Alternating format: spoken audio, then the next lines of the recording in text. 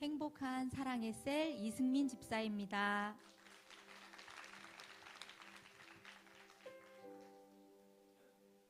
우리 교회의 한 가족이 된 지 2년이 다 되어갑니다.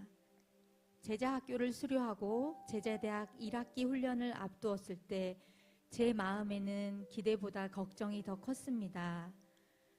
훈련이 목요일 저녁 8시 한 타임뿐이라는 이야기를 듣고 직장을 다니는 제가 과연 끝까지 감당할 수 있을지 스스로에게 의문이 들었습니다.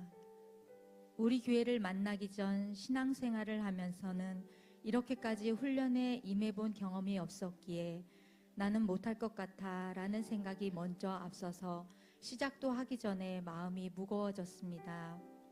그때 제자학교를 함께 수료한 둘째 딸이 엄마 중간에 그만두더라도 혹시 과락을 하더라도 일단 시작해보자 라고 용기를 주었습니다.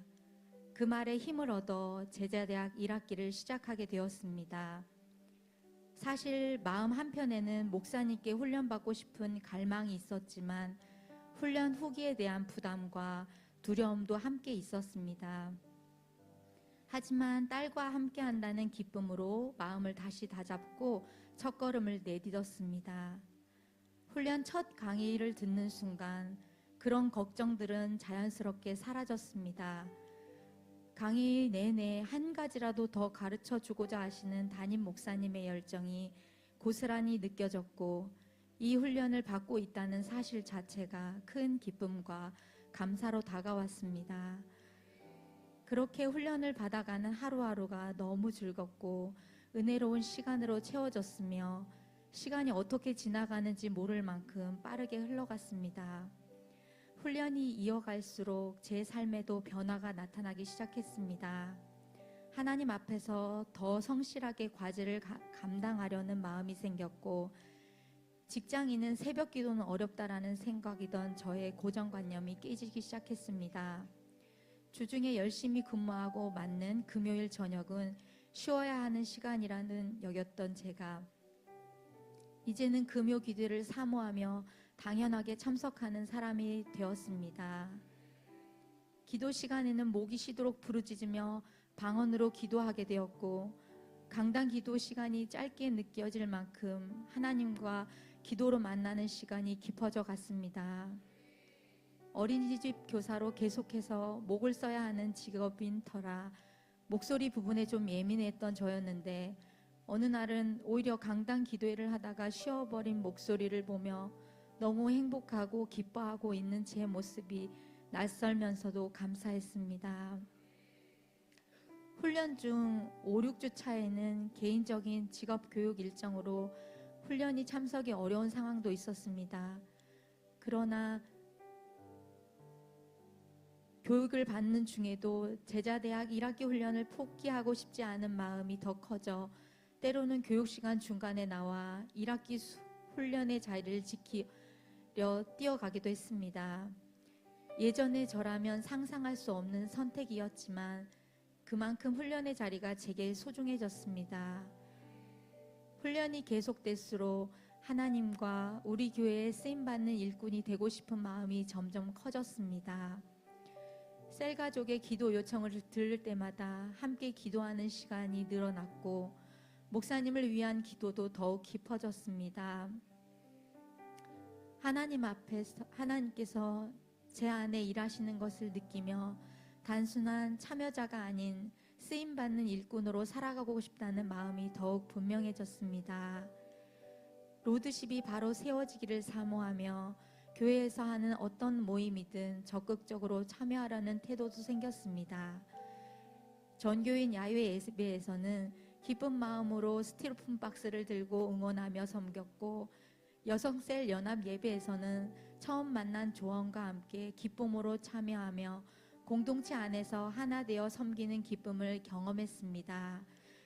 그 과정 속에서 다양한 모습으로 쓰임받고자 애쓰는 제 자신을 발견하게 되었습니다. 이제는 전도와 선교의 자리에서도 한 걸음 더 나아가고 있습니다.